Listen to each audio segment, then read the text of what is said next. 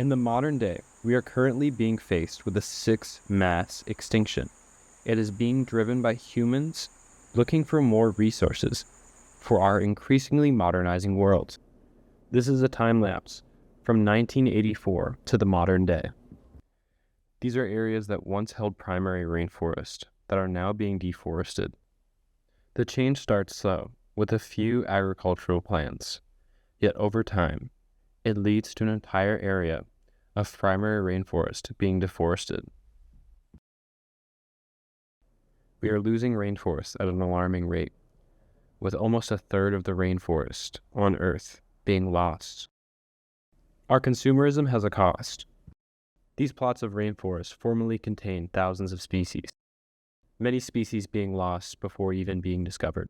Scientists are finding that the modern extinction rate is nearly 1,000 times higher than the average background extinction rate that exists in the fossil record, meaning we are losing species at a rate in which would be considered an extinction event. Humans have made such a significant change to the Earth's geology and ecosystems that many scientists have proposed a new geological epoch, known as the Anthropocene. We have shifted wildlife populations and changed geology to a point that will be distinguishable on the fossil record. We are no longer at the mercy of nature, and we choose the future for the natural world.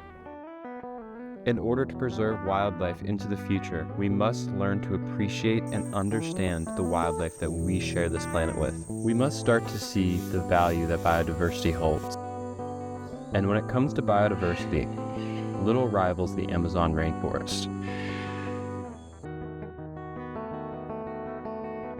Despite being only 1% of the Earth's surface, the Amazon rainforest is home to over 10% of the known species on Earth. It is estimated that the entirety of the Amazon rainforest is home to over 3 million species. Out of the entirety of the Amazon rainforest, the Madre de Dios region stands out for its exceptional diversity. This region of Peru alone contains over 800 species of bird, as well as 169 species of mammal.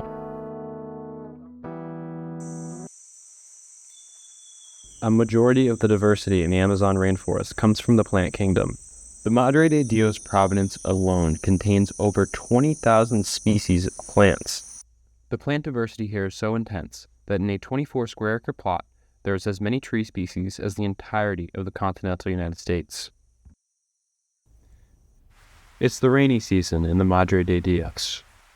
Many people think of tropical rainforests as a seasonless environment. In the tropics, variations in precipitation act as a limiting factor for plant growth. The coming of the rains allows for suitable growing conditions for the plants. Many species in tropical rainforests only flower during the wet season. Flowers co-evolve with pollinators. In order to reproduce, they must catch the attention of a local pollinator, such as this fork-tailed wood nymph, a common hummingbird species found in the southwestern Amazon. Flowers have evolved bright colors to catch the attention of different pollinators. To be a plant in the jungle, to be seen is to succeed. With some plants going as far as changing their shape and color to attract certain pollinators, such as the heliconia, a plant that has adapted to attract hummingbirds. After the plants are pollinated, the flowers will give way to fruits.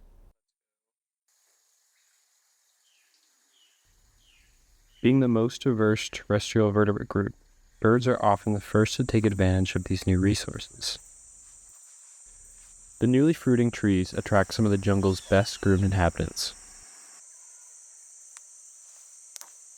The curl-crested arsari. These birds are members of the toucan family and have a head full of curls made from keratin, the same material as our fingernails. These birds are also some of the most effective seed dispersers, using their precise bill to select the best fruits from the canopy.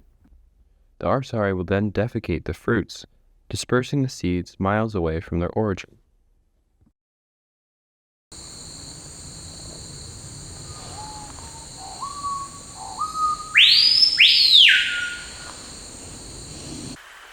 The fruits that the rainy season brings entices one of the Amazon's most iconic residents to start their breeding cycle.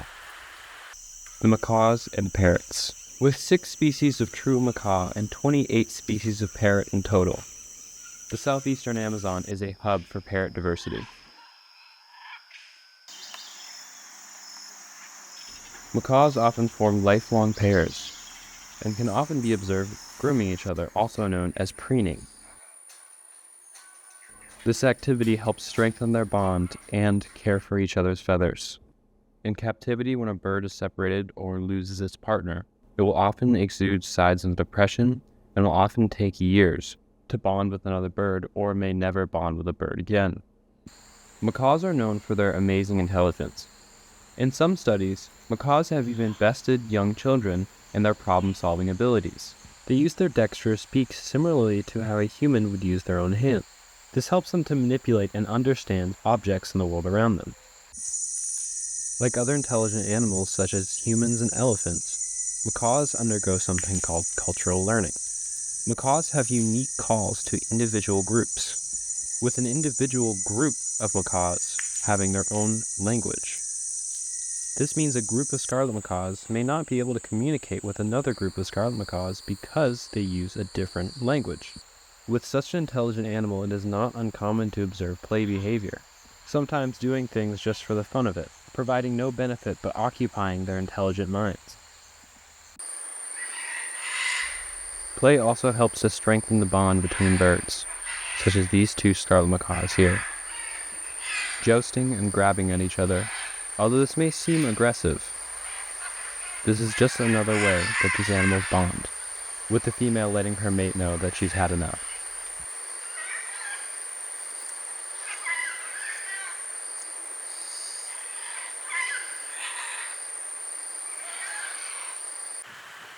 This pair has an objective.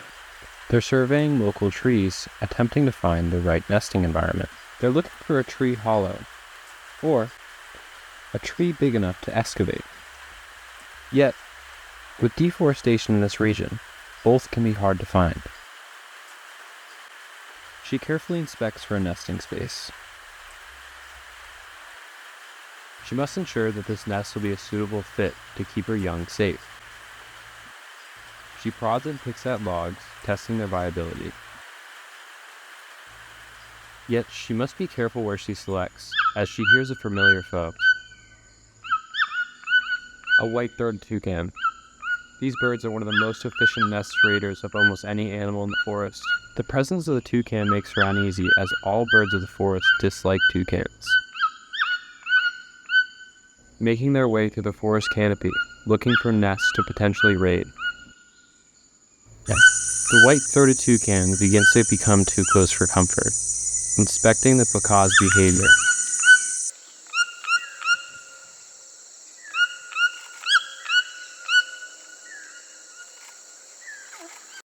As the pair of scarlet macaws weighs their options, they decide to move on. The forest is not full of ancient trees as it once was. This has lowered the amount of nesting opportunities, and when the birds find a kapok tree, such as this one, they know they must take advantage of it. Flaunting their wings and staking their claim, as well as an inspection from the male, they decide that this could be the place.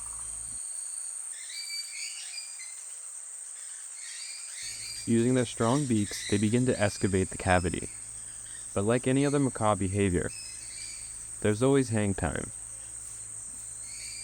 though they may not always be on the same page.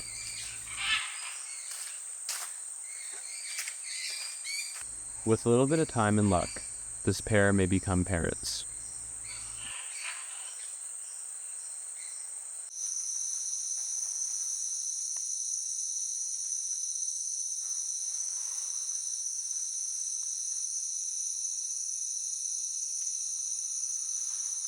As the rainy season comes to a conclusion, the variety of fruits is becoming more narrow, and the Toppin's titi monkey must scavenge further for new feeding opportunities.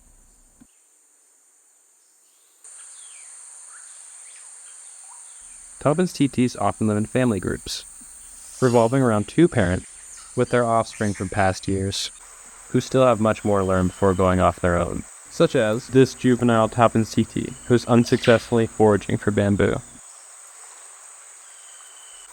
Yet his mother has other ideas on where to forage. Throughout the year, the best spot to forage changes. She has learned this over the years.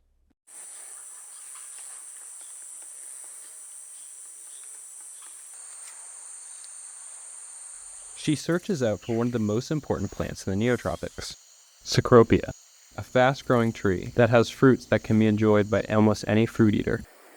These fruits provide more calories than bamboo shoots ever could. She must teach her offspring the ways of the forest in order for them to be successful. She must keep a watchful eye for predators, as this roadside hawk might not have noticed her now. She has to eat as much as possible, and as much as possible to gain the necessary calories. Her and her juvenile son must return home, as someone else is waiting.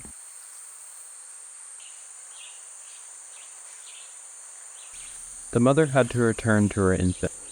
The infant is still completely reliant off her mother for milk. The rest of the family is quite happy to welcome the new member. This family of 4 is reliant upon each other for their survival.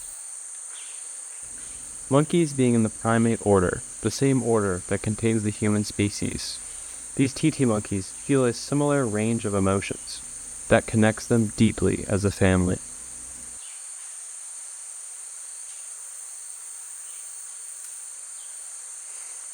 The sounds of this family reunion echo through the forest.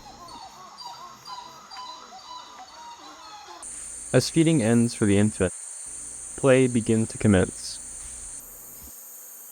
The tired mother is simply a bystander as the juvenile and baby start to wrestle.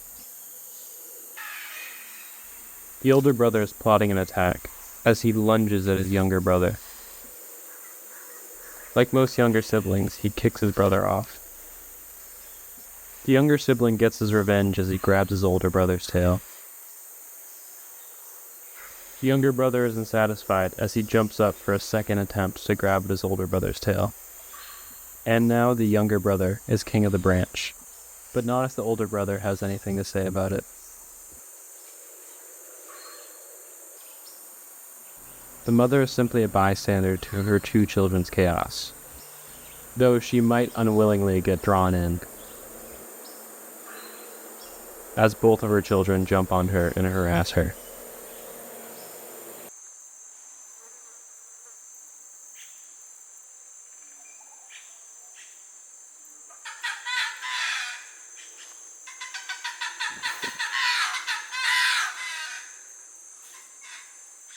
There are currently over 18 species of primate in the Madre de Dios region, of which 2 have developed an interspecies relationship. Black-capped squirrel monkeys, whose groups often number into the hundreds, are often joined by brown capuchins.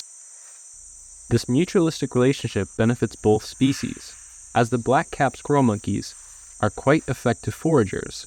The brown capuchins follow them around, giving them protection as they are larger monkeys. Their presence helps to ward off smaller predators that may be able to prey on a black-capped squirrel monkey, but be warded off by a larger capuchin. Together, these monkeys are able to effectively and safely forage the forest for fruits. Yet, not all monkeys in this forest primarily eat fruit.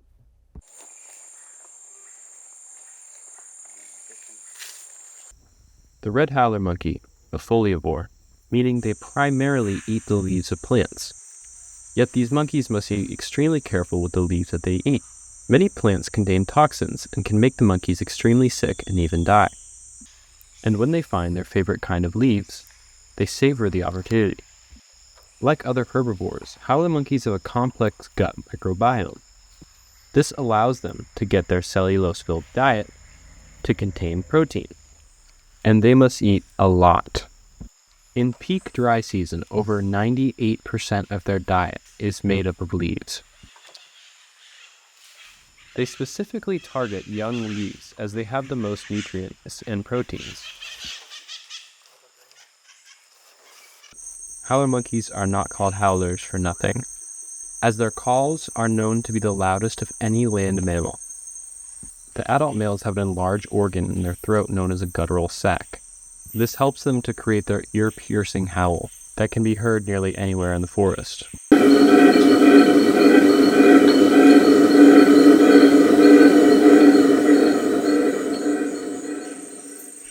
For such an intimidating sound, these animals are surprisingly docile, living a peaceful, herbivorous lifestyle. These monkeys are extremely well adapted to life in the trees. While having extremely dexterous hands and back feet, they also have a prehensile tail. This acts as a fifth limb, giving them added support for their life in the trees. The group is watched over by a dominant male. He is the leader of the group. The group is also made up of multiple females and younger males. Though he may not be able to mate with all the females in his group, they stay close by him. Howler monkeys are polyamorous and may mate with multiple partners. Even if a baby is not his, he will still protect them as part of the group. This group has its own baby howler. Even at a young age, he's surprisingly nimble in the canopy, yet he still is awfully cautious. Yet he still has a very youthful curiosity about the world. Teach him the ways of the forest. He'll follow wherever his mother and the rest of the group go, which isn't very far considering howler monkeys have a relatively small home range compared to other primates. It takes a village to raise this young baby. These grunts act as a small social call. Yet the individual vocalizations of howler monkeys has not been well studied, much like many other of the behaviors of this species.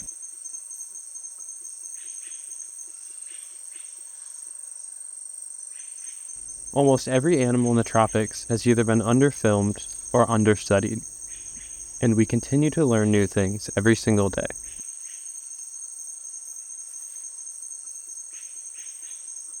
One thing is for sure is that almost any animal in the tropics is battling with biting insects and can often be seen scratching themselves for relief from these pests. There is one animal who has unfortunately not evolved a great defense system against these pests.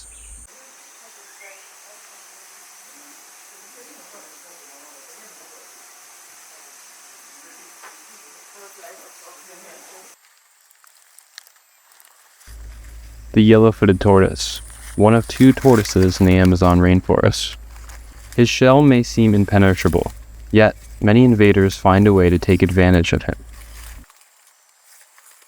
In between the bony plates that make up his shell, blood can be drawn. As he trots through the forest, a variety of blood-sucking insects follow him. He is a slow-moving, easy target. It's not just mosquitoes that take advantage of him. Living in dense shrubbery, it's easy for a tick to attach onto him. Some ticks may attach onto his shell, yet they will find their way onto any crevice of his body. If they find a soft spot, they will engorge themselves and get over an inch in size. It's a tough life as a tortoise in the Amazon, and with human encroachment, it is getting even tougher. The indigenous people of these lands have been eating the tortoise for centuries. With modernization, many people that live in cities would like to try this indigenous delicacy. Yet there simply just is not enough of these animals to supply the demand, leading to a decrease in their population, to see an adult yellowfoot tortoise becoming rarer and rarer. Yet there's a bigger problem than Madre de Dios, one that threatens the entirety of its river system.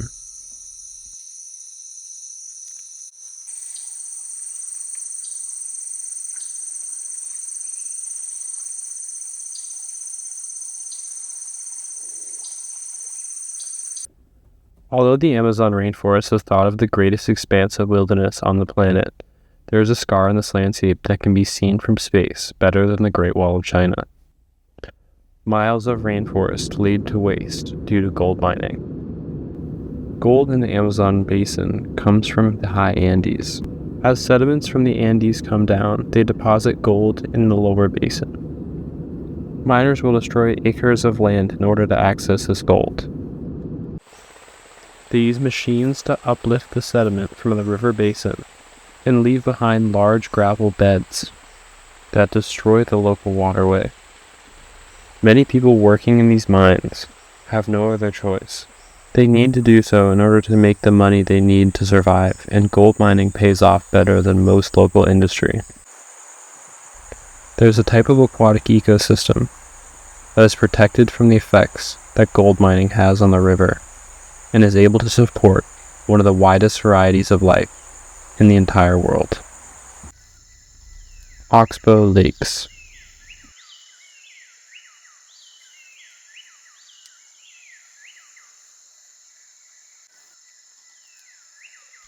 Oxbow lakes are created over thousands of years as a river bends. The bend becomes so significant that a new channel is formed. Where that bend in the river's channel once existed will become an oxbow lake as it becomes separated from the main channel. The oxbow lake often supports a large area of swamp surrounding the lake. These trees in the water create a mosaic of a landscape that supports many semi-aquatic life forms. The lake supports bird species such as herons, social flycatchers, hoatzin found nowhere else other than the Amazon River basin, as well as kingfishers, a bird species that is a specialist in hunting fish. They can often be observed perched, waiting for the right moment to dive on fish. Yet this lake also supports one of the Amazon's deadliest predators, the largest caiman in the entire world, the black caiman. They are capable of growing up to 20 feet long. They are revered by nearly all life in the lake. His presence caused a panic in the hoatzin, which could be a meal for a caiman of his size. Yet, around 7 feet of length, this male has yet to grow into his potential size. This means he must choose his meals carefully, as he is not yet the apex predator of this ecosystem. Giant Amazonian otters also find this lake to be home. An individual otter cannot take out a caiman, yet they have strength in numbers, and the group can overtake a caiman of his size. He searches on for an easy meal, and this time, he might have just found it. The yellow-headed sideneck makes a fatal mistake, being spooked into the water by the presence of the caiman. This is the exact opportunity he's been waiting for.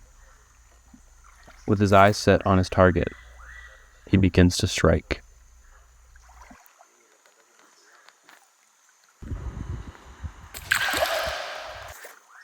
Success. Though it's a small meal, it will give him the sustenance he needs to keep up his hunt.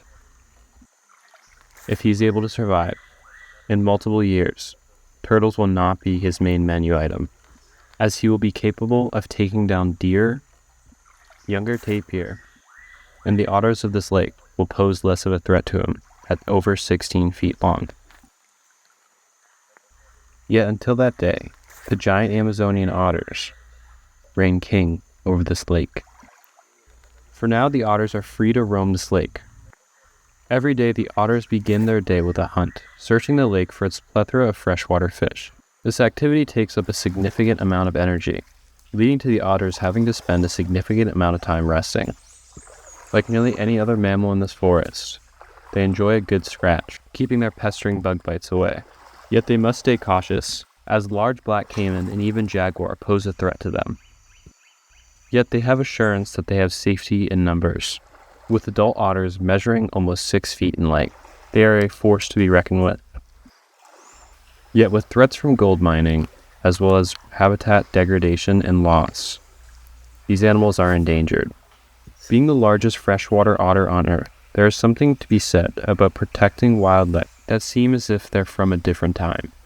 As human society continues to grow, we must remember the animals that we share this planet with deserve the right to exist without persecution. Humans have already altered the course of natural history once, and it is often forgotten how quickly we can change an ecosystem. Animals like these are symbols of hope.